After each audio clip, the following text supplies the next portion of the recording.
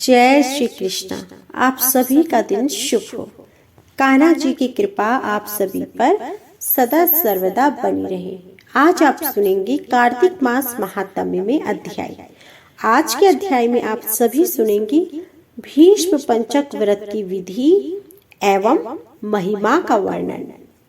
महादेव जी कहते हैं, व्रतधारियों में श्रेष्ठ कार्तिकेय, अब मैं तुम्हें महान पुण्यदायक व्रत बताता हूँ। यह व्रत कार्तिक के अंतिम 5 दिनों में किया जाता है। इसे भीष्म जी ने भगवान वासुदेव जी से प्राप्त किया था, इसलिए यह व्रत भीष्म पंचक नाम से प्रसिद्ध है। भगवान केशव के सिवा दूसरा कौन ऐसा है जो इस व्रत के गुणों को यथावत वर्णन कर सके। वशिष्ठ, भृगु और गर्ग आदि मुनीश्वरों ने सत्युग के आदि में कार्तिक के शुक्ल पक्ष में इस पुरातन धर्म का अनुष्ठान किया था। राजा अम्बरीश ने भी त्रेता आदि युगों में इस व्रत का पालन किया था। ब्राह्मणों ने ब्रह्मचर्य पालन, जप तथा हवन कर्म आदि के द्वारा और क्षत्रियों एवं वैश्यों ने सत्य, शौच आदि के पालन पूर्वक इस व्रत का अनुष्ठान किया। सत्यहीन मूढ़ मनुष्यों के लिए इस व्रत का अनुष्ठान असंभव है। जो इस व्रत को पूर्ण कर लेता है उसने मानो सब कुछ कर लिया। कार्तिक शुक्ल पक्ष में एकादशी को विधि पूर्वक स्नान करके 5 दिनों का व्रत धारण करे। व्रती पुरुष प्रातः स्नान के बाद मध्याह्न के समय भी नदी, झरने या पोखरे पर जाकर शरीर में गोबर लगाकर विशेष रूप से स्नान करे। फिर चावल, जौ और तिलों के द्वारा देवताओं, ऋषियों और पितरों का तर्पण करे। मौन भाव से स्नान करके धुली हुई वस्त्र पहन धृष्टता पूर्वक व्रत का पालन करें। ब्राह्मणों को पंचरत्न दान दें। लक्ष्मी सहित भगवान विष्णु जी का प्रतिदिन पूजन करें। इस पंच व्रत के अनुष्ठान से मनुष्य वर्ष भर के लिए संपूर्ण व्रतों का फल प्राप्त कर लेता है। भीष्म को जलदान देता और अर्घ्य के द्वारा उनका पूजन करता है, वह मोक्ष का भागी होता है।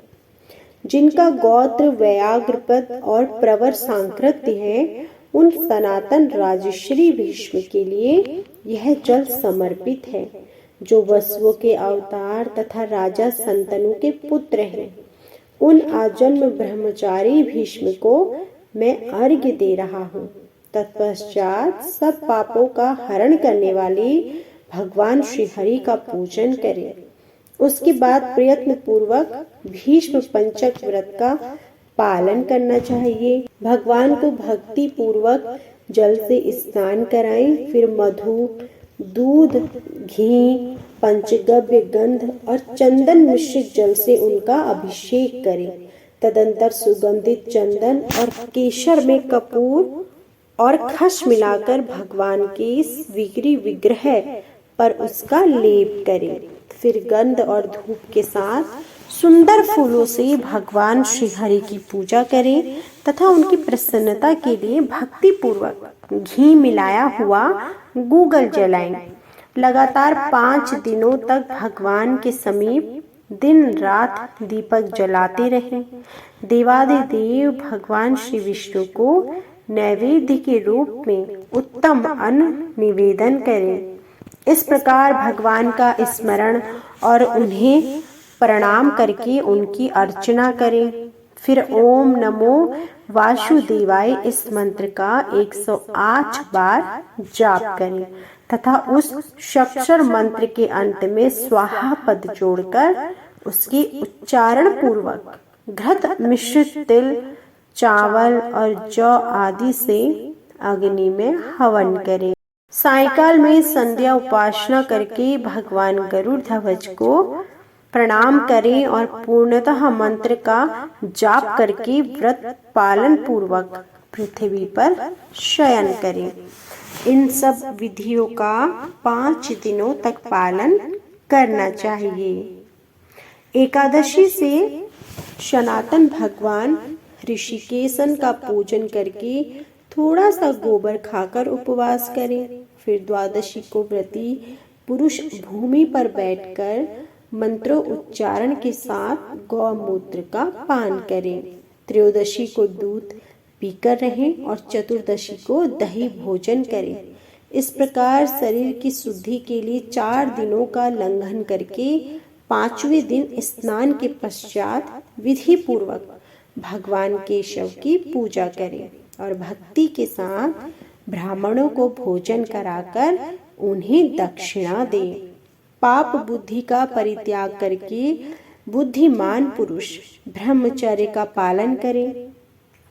शाकाहार से अथवा मुनियों के अन्न से इस प्रकार निर्वाह करते हुए मनुष्य श्री कृष्ण के पूजन में संलग्न रहे। उसके बाद रात्रि में पहले पंचगव्य पान करके पीछे अन्न भोजन करें। इस प्रकार भली भांति व्रत की पूर्ति करने से मनुष्य शास्त्रोक्त फल का भागी होता है। इस भीष्म व्रत का अनुष्ठान करने से मनुष्य परम पद को प्राप्त करता है। स्त्रियों को भी अपने स्वामी की आज्ञा लेकर इस धर्मवर्धक व्रत का अनुष्ठान करना चाहिए।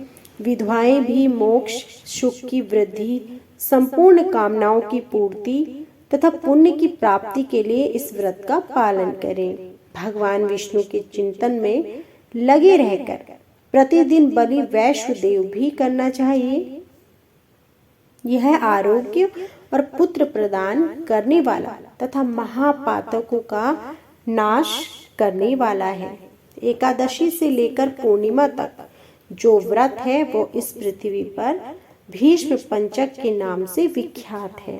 भोजन परायण पुरुष के लिए इस व्रत का निषेध है।